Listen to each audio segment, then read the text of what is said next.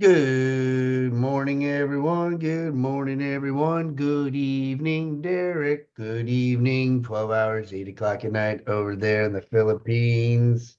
Good morning, and Jay and Rika. I don't know who else here from the Philippines. Good morning to you all from the Philippines. Boy, this is our largest audience we've ever had from the Philippines today. And we are just international. We are international here today. Um, I apologize and I'm a little bit late today. And the reason why, I have a very valid reason, John. I have a very valid reason. Okay. My reason is it's on my desk. I knew this was going to happen. I knew it was going to happen. I gave Bryce a little treat last night, and I'm just going to tell you what it was. He had himself a nice, remember those ice cream cones? And on top of the ice cream cone has all like the chocolate little fritters, like all the chocolate little things that he put on top, like the sprinkles. And I didn't know where Bryce was last night. I was like, oh, he must be eating his treat. Well, guess what? I found out where he was eating his little treat right here on my desk. So I got chocolate ice cream sprinkles just everywhere on here. I'm like, Bryce. See, I when I tell you, like when I remove myself from my computer with my kids, I don't go back to it because if I get back into it, I get sucked into it. I'm one of those crazy people. Like as soon as I open up something on a computer, I like, oh, I gotta get this out. I gotta do this. So I've learned I don't go to it. So when I work from home, when I'm at my desk, it's work time. When I'm not at my desk, I don't go near it. But my kids do. So good morning, everybody. Happy Thursday. Happy Thursday to you. Guys, I just get excited. I get excited when I get to know that Derek Green's speaking to. I get excited for every leader. I get excited for every speaker. But I knew Derek was in the Philippines, and I was texting him this morning, evening time over there. And I was like, what is he doing? What has he got going on? If you're not following his stuff on Facebook, it's pretty like amazing and what he's doing. And then I asked him the question. I said, hey man, when you coming back? And I was expecting him to say this weekend. I was expecting him to say, yeah, I've been out here for a couple of days. I'm heading back. You know what he tells me? He's like, middle of April, I'll be back. I was like, damn, man. Like, how many of you want to live like Derek Green? How many of you want to live that lifestyle where you're traveling?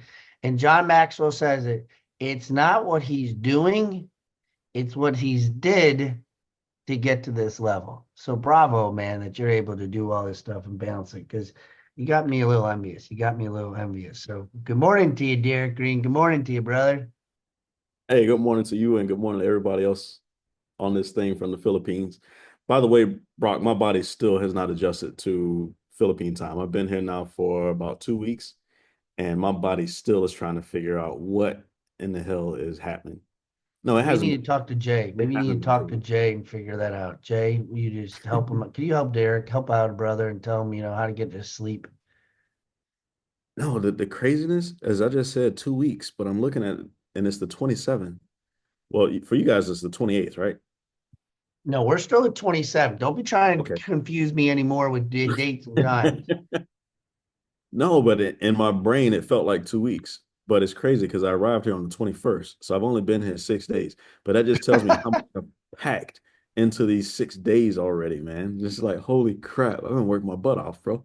I'm Hey, sure you have. I'm sure you have.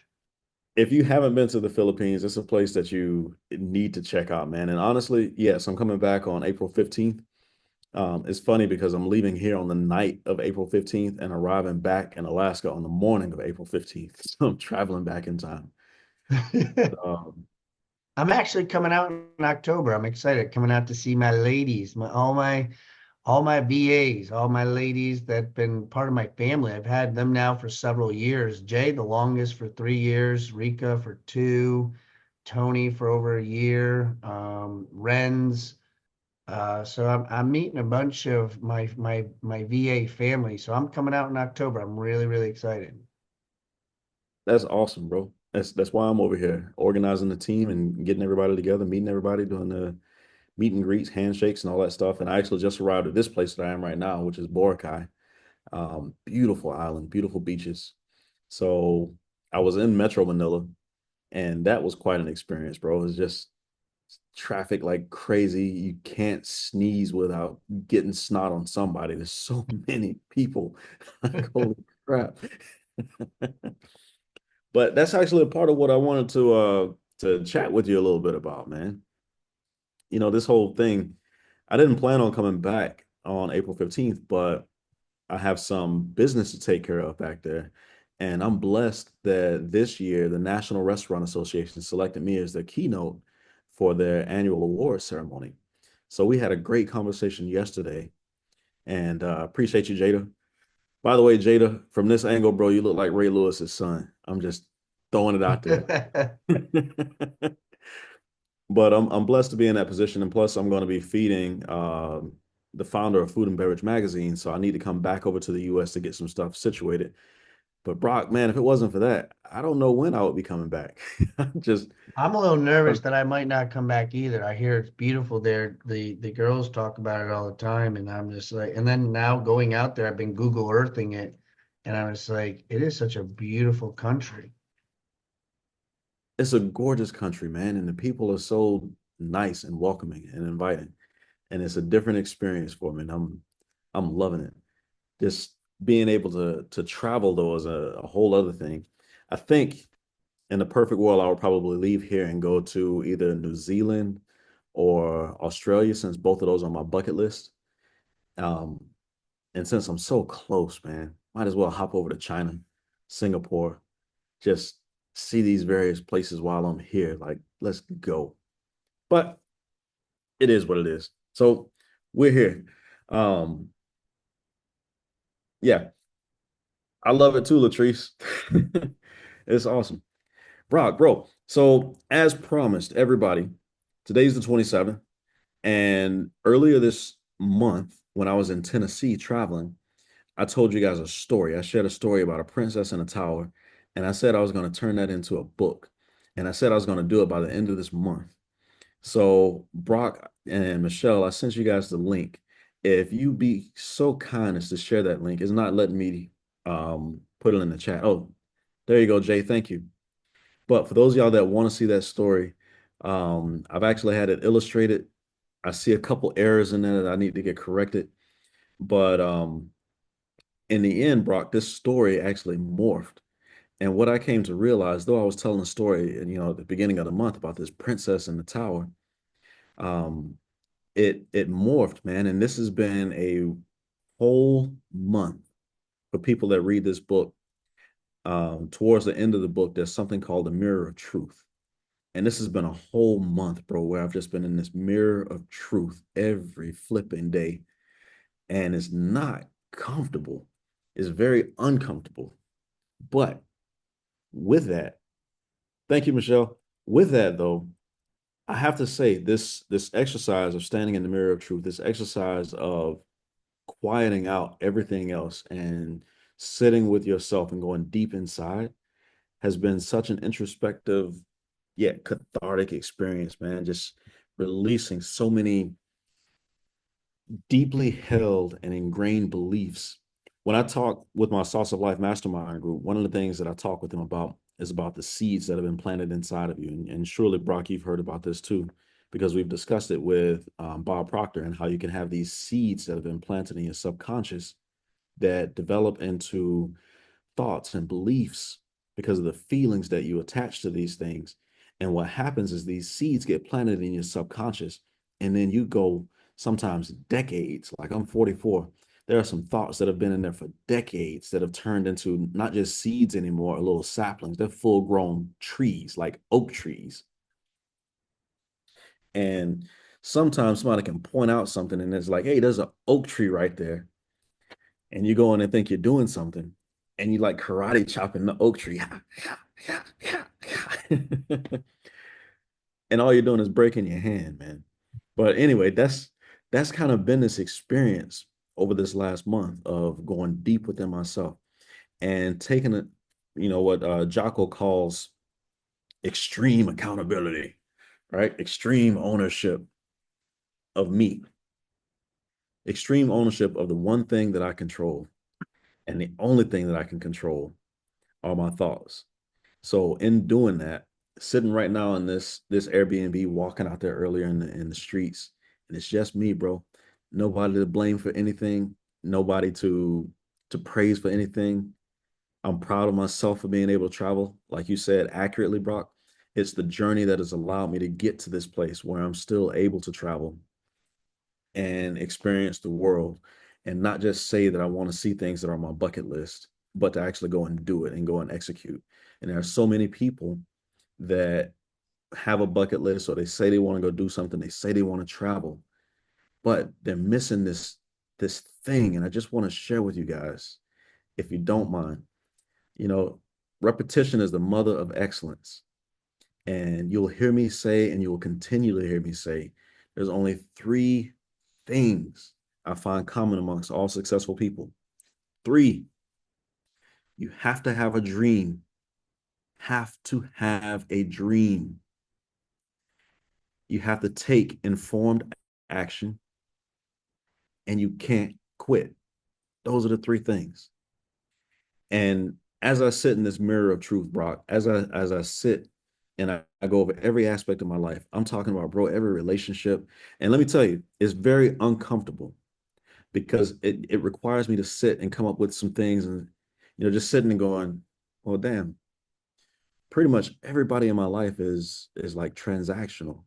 Either I've paid them for a service or something, or they've paid me for something, or we have some type of other relationship where there's some type of mutual benefit to us being together, but it's always a transaction that's going there. And it's like, damn, who do I have in my life that's not transactional? Who do I have in my life that, this thing about unconditional love that gives this unconditional love? Who in my life do I care enough that I've exposed the conditions of Derek to, that they even have the ability to look at the conditions and decide if they want to love that?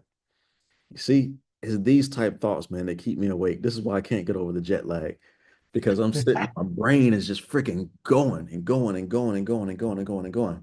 And it's not about casting judgment. Please don't take it away from that. I'm thankful for every person that I have in my life. I'm thankful that there's this reciprocity that exists.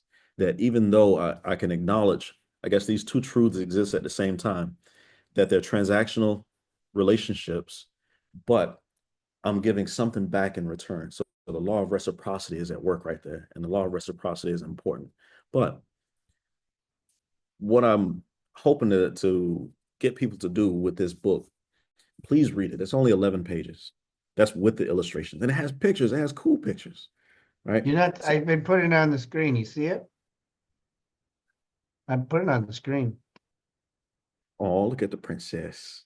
I There's that I was movie. laughing at myself because I was like, boy, this guy looks just like me with my blonde hair back in the day. I was like, there I am, right there. I'm like looking at myself in the mirror as you're talking. I was like visualizing myself, and um, yes, I was just sharing with everybody Wait, the wait, wait, wait, book wait. right Go here. back. It's an important part right there. Go back up, bro. Stop. Okay. So right there, where did I see it? Wait, go back up a little bit. Okay. Nope, down, sorry. This is very cool, by the way. Right here, there's a sentence that talks about the knight and the mirror giving that knight two choices. Right beneath that, Brock. There we go. Okay, two choices. Those two choices are: you piece together the fragile remnants of your armor because it's been deleted or depleted by the attacks that are coming, or you drink from the mirror of truth. You drink from this vial that is given you, which actually turns out to be your own sweat and your tears that you've put in towards learning who you are, the truth of who you are. You only have those two options. And Brock, let me tell you, bro, that vial of truth is sour. It's sour, man.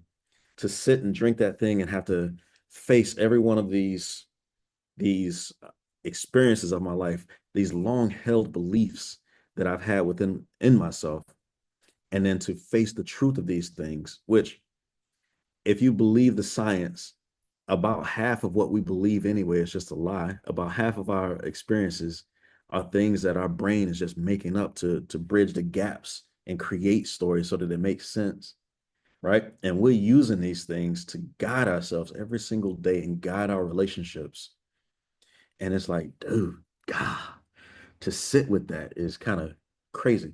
But anyway, several different reasons for writing this book, y'all. Several things that I want y'all to know. One, I told y'all at the beginning of the year, at the beginning of the month, that I was going to do it, right? I had a dream about this thing. I had some thoughts, and then I hopped on Brock's show that morning and just told this incomplete story. It's like, I have an idea, Brock. Just listen to this story, bro. Da, da, da, da. And I said it, right? So when you have a dream, you need to pay attention to it. You need to write it down. Why? You don't know what part of your dream is going to help someone else in their life or along their journey. You don't know what part of your dream is going to change someone else's life or what impact you're going to have. There may be somebody that reads this book that I may never know, right? I don't know the impact that it's going to have, but I can tell you that my 9-year-old daughter read it. And when if y'all will entertain me for a second, this wasn't a part of this, but I want to read what she wrote. Hold on a second. Got to go back and find it.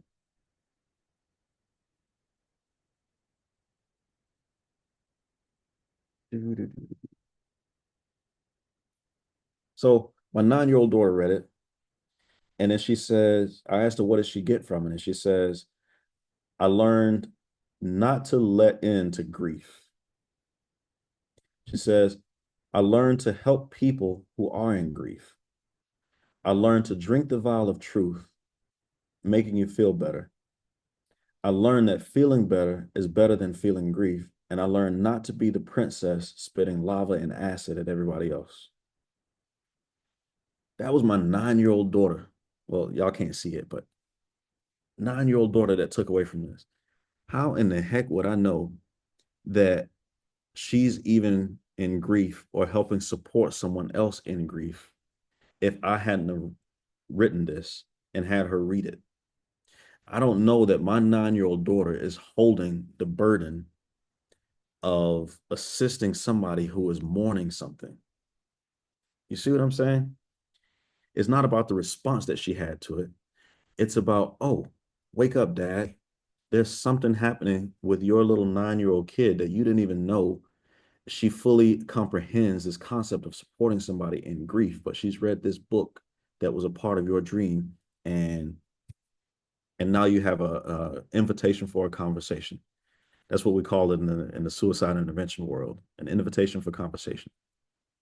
So I said I was going to do it. I had a dream. I honored that dream. So now in doing it, every single one of you that has a book inside of you, every single one of you that has a dream inside of you, every single one of you that has a concept of something that you want to do, hey, I did it. I guarantee you not many people are busier than I am, but I still managed to get this thing done and get it illustrated. Why? Let me Because, ask you a question. I'm going to go ahead, bro. interrupt you because put a put a yes in the chat if you've had a dream before.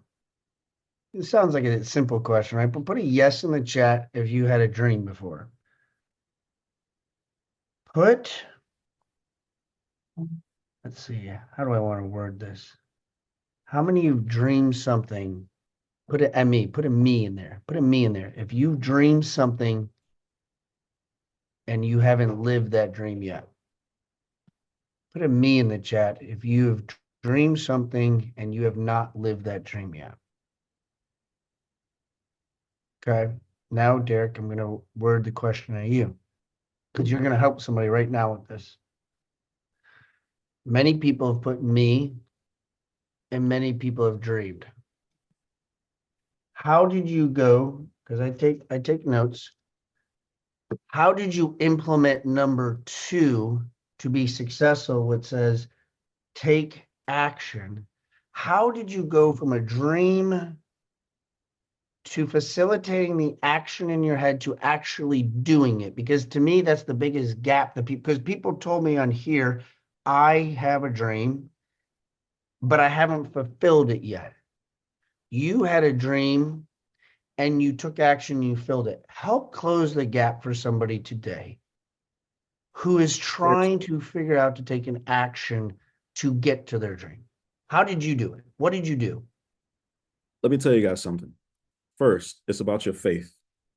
And this has nothing to do necessarily with what you call God or anything else. It's do you have faith? Like period. Do you have faith? And if you have faith, let's take it to the religious side of this thing. If you believe that you're made in God's image and God is capable of doing anything and God doesn't make mistakes, then this means that whatever dream that you have is minuscule compared to the power that you actually have to achieve the dream if you tap into it, if you ask for guidance, right? So let me just put that out there. Seriously, if you believe that God is everything and everywhere, let's call God energy, an incomprehensible energy that guides every single thing that exists because nothing can exist without energy. Then what is your dream compared to something that has created everything? Seriously, think about that for a second. You're letting the price of a ticket to a place hold you back. You're letting a certain hourly wage hold you back from whatever. Like, no. So the first thing when you have the dream is you have to pay attention to it. I'm sorry, faith, faith, faith, faith, faith. Start there. Root it in faith. Understand that if if you couldn't achieve it, it wouldn't have been planted in your head. And the fact that it was Whoa, planted, say that again. Say that right there. if you Did you just miss that? Did you just miss that line, everybody? If you did, you better lean in right now. Say it again. Say exactly what you just said again. if you couldn't achieve it, it wouldn't have been planted in your head. Please also Amen. understand that every single person you ever meet is unique. Every single one of us, every human being that has ever existed and will ever exist is unique.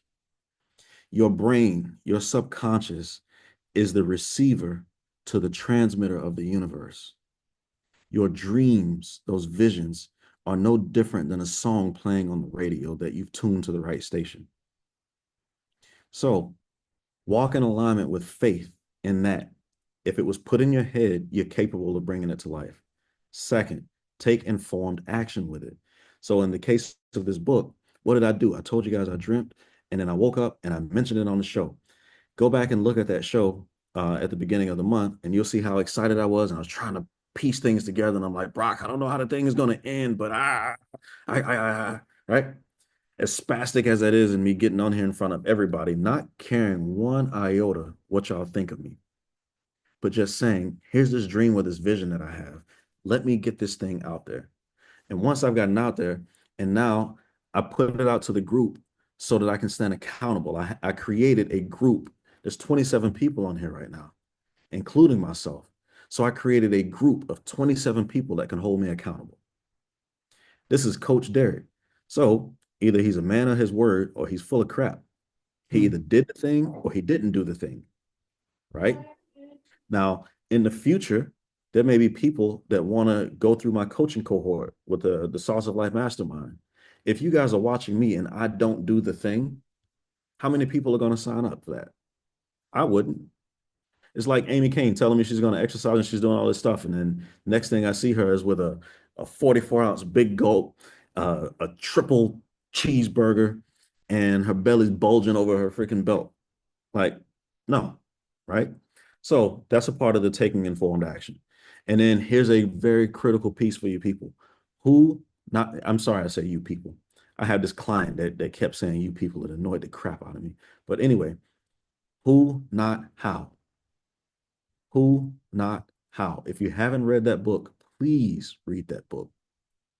I've said before, your greatest pain or struggle is someone else's dream. So, Brock, I'm actually looking in the comments over here and I'm seeing that my team, I didn't ask them to, but my team actually hopped on here, man.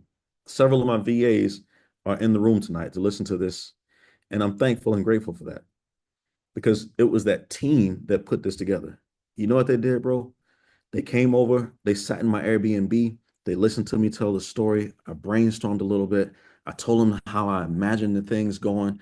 I had to look up new words like abatis or abatis, still not sure exactly how to pronounce it, but it's those pointy sticks that are sticking out of the ground at an angle that you see in all of the movies of old when people go running up to the castles or they're on horseback and you see the guys with the spears out there and the betas.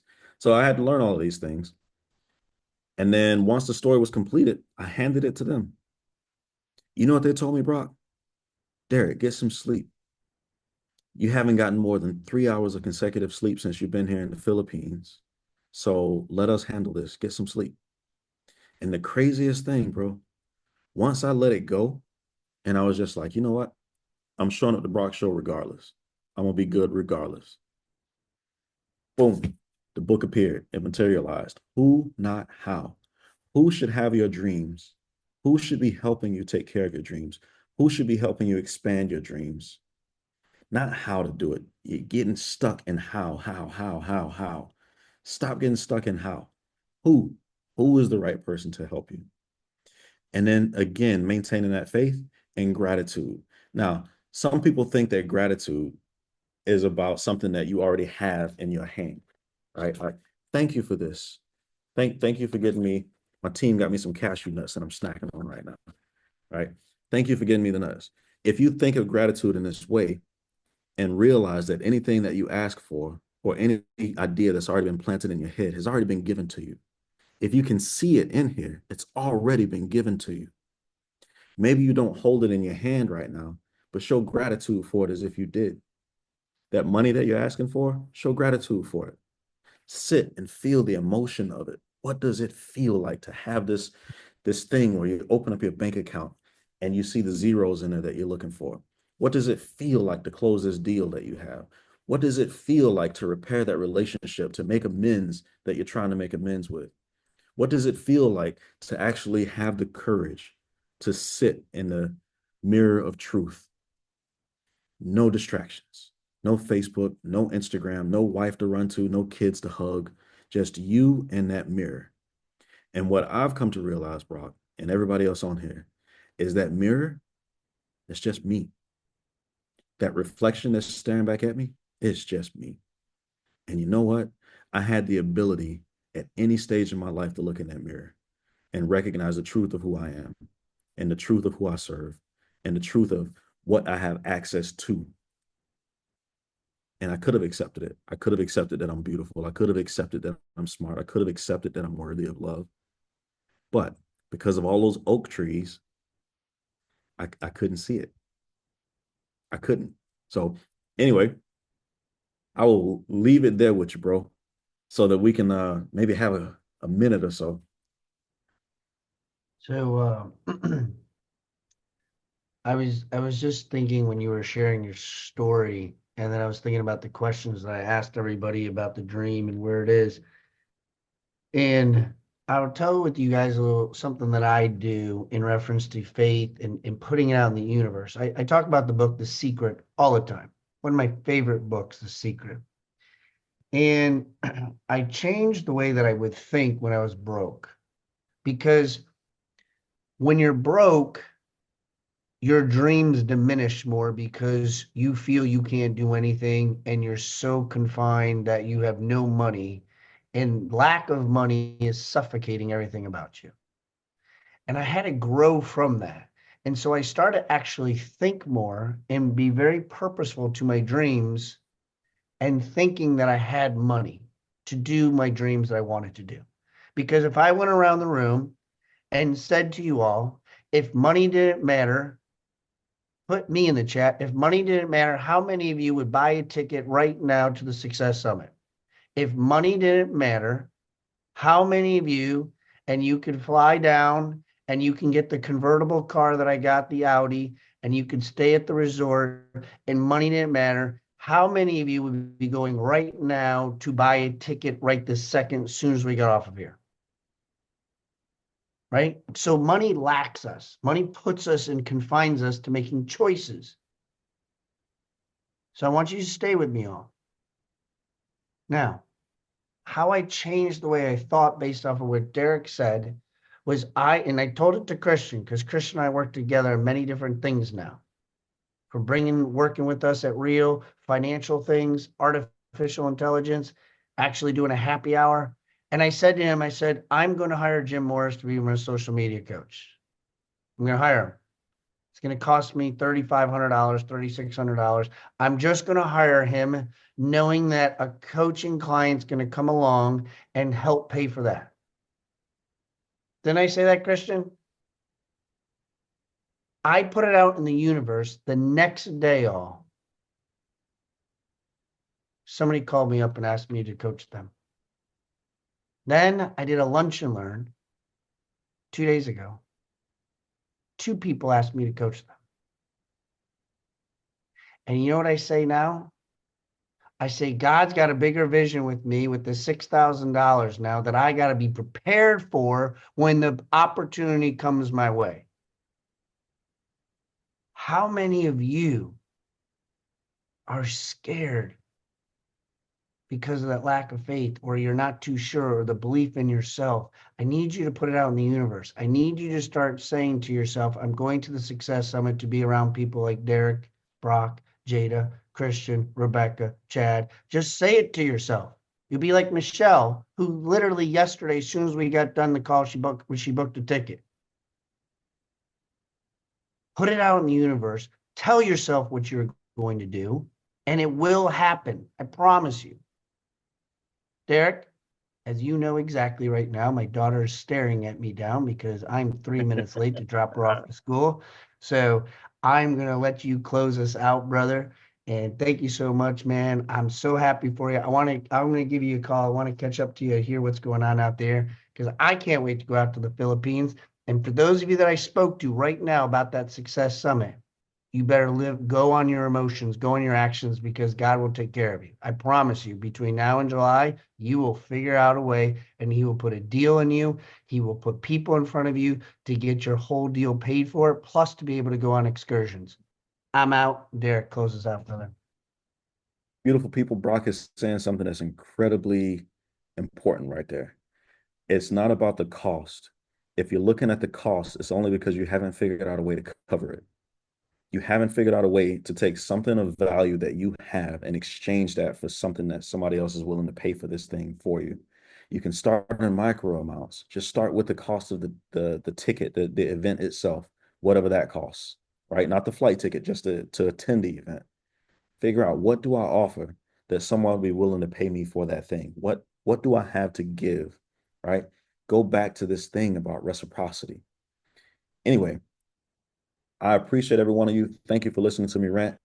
You should have access to the book over here in the chat. I appreciate y'all. Jada Lewis, Baby Ray, Christian, Latrice, everybody. I appreciate y'all. Thank y'all for y'all time. Y'all have an amazing and beautiful day. Tune in tomorrow for Figured Out Fridays. Love y'all.